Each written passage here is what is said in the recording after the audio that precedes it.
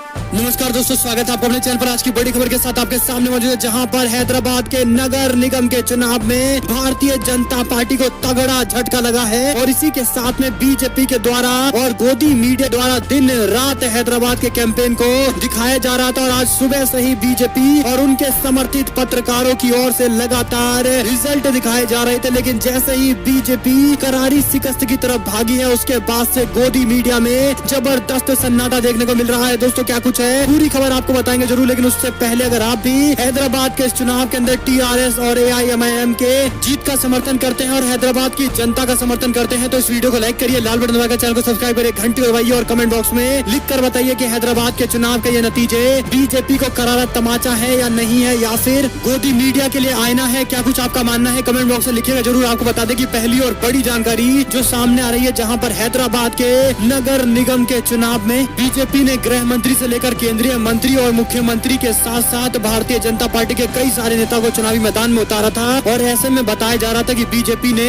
हैदराबाद के इस नगर निगम के चुनाव को राष्ट्रीय स्तर का चुनाव बना दिया है और बीजेपी दक्षिण भारत के अंदर अपने पांव पसार रही है। लेकिन हैदराबाद की जनता ने भारतीय जनता को पार्टी को अब तक का सबसे तगड़ा झटका दिया है। आपको बता दें कि सुबह से ही आज हैदराबाद के नतीजे सामने आ रहे हैं, जहां पर तकरीबन 150 सीटों पर नतीजे एक एक करके सामने आए। लेकिन शुरुआती रुझान में भारतीय जनता पार्टी की मिलती बढ़त को देकर भारतीय जनता पार्टी के समर्थन में गोदी मीडिया ने बड़े बड़े कार्यक्रम चालू किए। लेकिन जैसे ही दिन ढलना शुरू हुआ है, वैसे ही बीजेपी अब जमानत जब्त की स्थिति में आ चुकी है। आपको बता दें कि मिल रही बड़ी जानकारी के अनुसार टीआरएस ने 150 में से 70 सीटों पर जीत हासिल कर ली है और एआईएमआईएम 44 सीटों पर जीत हासिल कर चुकी है। इसी के साथ में भारतीय जनता पार्टी को 31 सीटों पर जीत मिल रही है और कांग्रेस पार्टी को 4 सीटें मिलने जा रही है। आपको बता दें कि बीजेपी तीसरे नंबर की पार्टी बन गई है और दूसरे नंबर पर एआईएमआईएम का नंबर आया है, जहां पर भारतीय जनता पार्टी अपने दम पर सरकार बनाने का बड़ा बड़ा गुणगान मीडिया के माध्यम से करवा रही थी और गोदी मीडिया दिन रात भारतीय जनता पार्टी की तारीफ के पुल बांध रही थी और यहाँ तक कि गृह मंत्री अमित शाह को चाणक्य बता रही थी। लेकिन ये सारी थ्योरियां फेल हो चुकी है और यहाँ तक कि गोदी मीडिया में भी जबरदस्त सन्नाटा देखने को मिल रहा है, जो सुबह तक रुझानों को नतीजा समझकर भारतीय जनता पार्टी की तारीफ में लग गए थे। और ऐसे में दोस्तों, इस पर आप लोग की क्या कुछ राय है, कमेंट बॉक्स में लिखिएगा जरूर। और इस पूरे चुनाव के नतीजे क्या कोई संकेत देते हैं, आप लोग का क्या कुछ मानना है, आपका क्या राजनीतिक एनालिसिस है, आप जरूर कमेंट बॉक्स में लिखिएगा। चलते हैं एक और बड़ी खबर की तरफ, जहां पर आपको बता दें भारतीय जनता पार्टी के सपना टूटने के साथ ही बीजेपी को एक और तगड़ा झटका लगा है, जहां पर एमएलसी के चुनाव में समाजवादी पार्टी ने बीजेपी को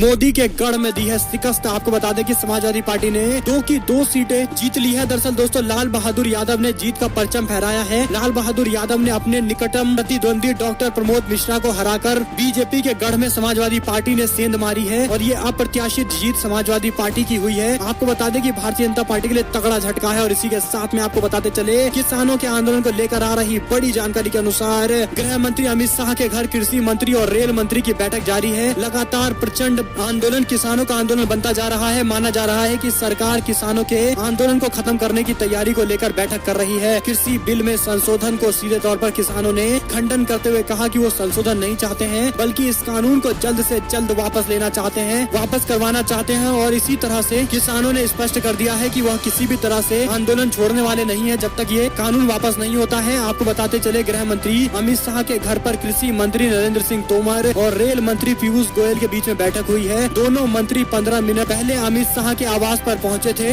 माना जा रहा है कि सरकार किसान आंदोलन खत्म करने को लेकर अपनी तैयारियों को लेकर बैठक कर रही है। और एक और जानकारी की माने दोस्तों, तो किसान आंदोलन को लेकर आ रही बड़ी जानकारी के अनुसार कांग्रेस पार्टी ने किसान आंदोलन को खत्म करने के लिए मोदी सरकार से कहा है कि वो किसानों की मांग को माने और एक विशेष सत्र बुलाए संसद का, जिसमें इस कानून को वापस लिया जाना चाहिए। आपको बता दें कि यही मांग लगातार किसानों की ओर से उठाई जा रही है। देखना होगा बीजेपी सरकार इस पर क्या कुछ फैसला लेती है। एक और जानकारी की माने तो राहुल गांधी ने प्रधानमंत्री नरेंद्र मोदी पर जोरदार हमला करते हुए कहा कि मित्रों की आय चौगुनी हो गई है, किसानों की आय तो आधी कर दी गई है। आपको बता दें कि कांग्रेस पार्टी के अध्यक्ष राहुल गांधी ने 3 केंद्रीय कृषि कानून को लेकर मोदी सरकार पर निशाना साधते हुए आरोप लगाया है कि झूठ और सूट बूट की सरकार मोदी सरकार है, जिसको किसानों से कोई लेना देना नहीं है। अपने कुछ चंद पूंजीपति मित्रों के लिए काम करती है मोदी सरकार। और इसी के साथ में उन्होंने किसानों के प्रदर्शन से जुड़ा हुआ एक वीडियो भी साझा करते हुए ट्वीट किया। उन्होंने कहा कि कहा गया था कि किसानों की आय दुगनी की जाएगी, लेकिन मित्रों की आय चौगुनी कर दी गई है और किसानों की आय तो आधी करके रख दी गई है। इसी के साथ में एक और जानकारी की माने तो प्रधानमंत्री नरेंद्र मोदी की ओर से सर्वदलीय बैठक बुलाई गई थी, जिसमें अधीर रंजन चौधरी बोले, कहा कोरोना को लेकर बुलाए जाए संसद का विशेष सत्र, जिसमें डिबेट होना चाहिए और सरकार के द्वारा क्या कुछ कदम उठाए जा रहे हैं इसकी जिम्मेदारी भी तय होनी चाहिए। आपको बता दें कि प्रधानमंत्री नरेंद्र मोदी की ओर से कोरोना मामले को लेकर सर्वदलीय बैठक बुलाई गई है। हालांकि इसमें राष्ट्रीय जनता दल को शामिल नहीं करने के बाद राष्ट्रीय जनता दल ने जबरदस्त निशाना साधा है। आपको बता दें कि सभी पार्टियों का इसमें आने का अधिकार है, लेकिन कुछ एक पार्टियों की उपेक्षा करना इस बात के संकेत देता है कि ऐसे भी चीजों में राजनीति की जा रही है। और इसी के साथ में दोस्तों, और अब इस पर राष्ट्रीय जनता दल की ओर से एक बड़ा कदम उठाया गया है। आपको बता दें कि किसानों के समर्थन में राष्ट्रीय जनता दल बिहार के अंदर जबरदस्त मोर्चा खोलने वाली है। मिल रही बड़ी जानकारी के अनुसार तेजस्वी यादव कल यानी 5 तारीख को बिहार के अंदर एक बड़ी रैली करने वाले हैं रामलीला मैदान में, और राष्ट्रीय जनता दल की ओर से ये बड़ी तैयारी की गई है। आपको बता दें कि आरजेडी के नेता तेजस्वी यादव ने कहा कि बिहार के किसानों और किसान संगठनों से अपील है कि वो काले कानून के खिलाफ सड़कों पर आए और आंदोलन को मजबूत करे। तेजस्वी यादव ने इस बात का ऐलान किया है कि शनिवार को पटना के गांधी मैदान में महागठबंधन की रैली में शामिल होकर किसानों के आंदोलन का समर्थन करेंगे और धरने पर बैठेंगे। तेजस्वी यादव ने कहा कि ये वही सरकार है जिसने वादा किया था कि आय दुगनी की जाएगी। एमएसपी पूरी तरह से समाप्त करने की तैयारियां चल रही है और ऐसे में आय अभी तक दुगनी नहीं हो पाई है किसानों की। इसी के साथ में तेजस्वी यादव ने आगे कहा कि फसल का सही मूल्य किसानों को मिलना चाहिए। उन्होंने प्रेस कॉन्फ्रेंस के माध्यम से केंद्र सरकार पर निशाना साधा है और ऐसे में ये बड़ी अपडेट सामने आ रही है, जहां पर बिहार में किसानों के समर्थन में उतरे तेजस्वी यादव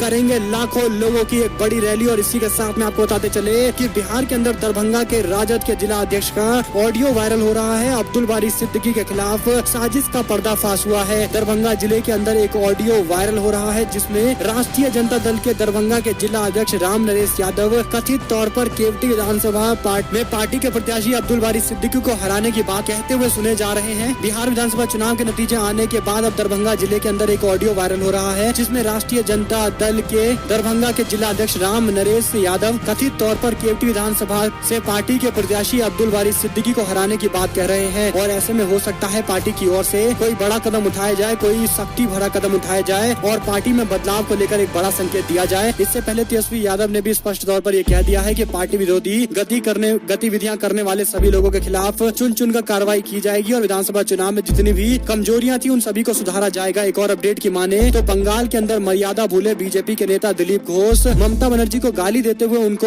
अपशब्द कहे हैं। आपको बता दें कि बंगाल बीजेपी के प्रमुख दिलीप घोष ने एक बार फिर से ममता बनर्जी पर हमला करते हुए जय श्री राम के नारे को लेकर ममता बनर्जी को घेरते हुए कहा कि सीएम के लिए बेहद ही आपत्तिजनक शब्द का इस्तेमाल उनकी ओर से किया गया है। यानी आप समझ सकते हैं कि बीजेपी को जब अब हार दिखाई देने लगा है बंगाल के अंदर, तब इस तरह की भाषा का इस्तेमाल कर रहे हैं कि वो भाषा हम आपको बता भी नहीं सकते हैं। 2021 के अंदर चुनाव होने वाले हैं और ऐसे में लगातार बीजेपी को जबरदस्त चुनौती तृणमूल कांग्रेस की ओर से दी जा रही है और भारतीय जनता पार्टी भी समझ चुकी है कि उसकी स्थिति बंगाल में इतनी मजबूत नहीं है कि वो ममता बनर्जी को चुनौती दे पाए। शायद इसीलिए बीजेपी के नेताओं के जुबान से इस तरह की बातें निकल रही हैं, इस तरह की अमर्यादित भाषा बीजेपी के नेता इस्तेमाल कर रहे हैं। और एक और जानकारी की माने तो शुभेंदु अधिकारी की ओर से बीजेपी को बिल्कुल भी भाव नहीं दिया गया है। उनकी ओर से स्पष्ट तौर पर कहा गया कि मंत्रिमंडल से उन्होंने इस्तीफा दे दिया है, लेकिन तृणमूल कांग्रेस नहीं छोड़ेंगे, तृणमूल कांग्रेस के साथ बने रहेंगे। आपको बता दें कि ये बड़ी अपडेट बंगाल से इसलिए भी है क्योंकि शुभेंदु अधिकारी एक ऐसे नेता है जो तकरीबन 20 से 22 सीटों पर अपना असर रखते हैं और ऐसे में तृणमूल कांग्रेस के साथ बने रहने का स्पष्ट तौर पर यह माना जा सकता है कि शुभेंदु अधिकारी एक बड़े फायदेमंद भारतीय जनता पार्टी के लिए साबित हो सकते थे। लेकिन बीजेपी में नहीं जाने के बाद उन्होंने स्पष्ट तौर पर दिखा दिया है कि तृणमूल कांग्रेस के साथ बने रहेंगे और इसका सीधा मतलब यह है कि टीएमसी को किसी तरह की कोई मुश्किल नहीं हो सकती है। एक और जानकारी की माने दोस्तों तो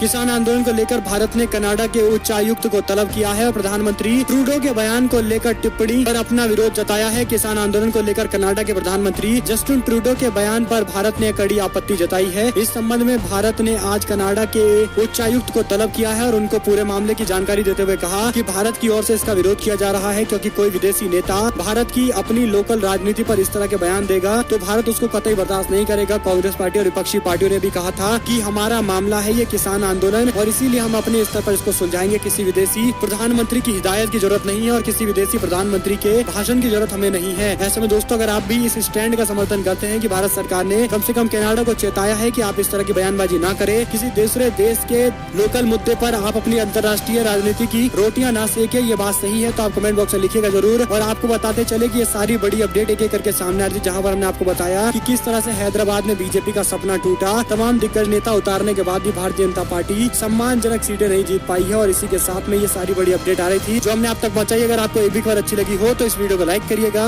लाल बटन दबाइएगा, चैनल को सब्सक्राइब करिए, घंटे को दबाइए और कमेंट बॉक्स में लिखकर बताइए कि आगे आने दिनों में आप किस तरह की खबरें चाहते हैं, ताकि हम आपको पल पल की सारी अपडेट देते रहे। आप लोग देख रहे थे आपका अपना चैनल। जय हिंद, जय भारत, वंदे मातरम।